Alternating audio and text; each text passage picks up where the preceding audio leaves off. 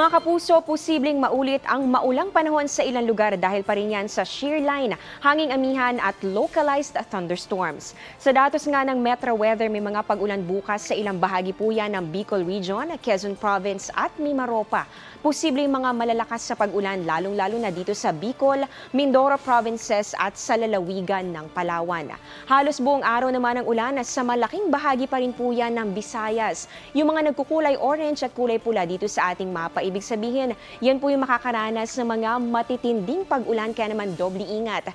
Ilang araw lang ang inuulan ng Visayas dahil po yan sa shear line kaya maaaring malambot o saturated na po yung lupa na isa sa mga posibleng dahilan ng matinding pagbaha.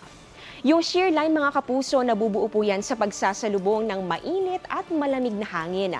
Makakapal na ulap po ang dala nito gaya nakikita nyo dito sa ating satellite image. Kaya naman kahit walang bagyo o low pressure area, posible pa rin maging maulan.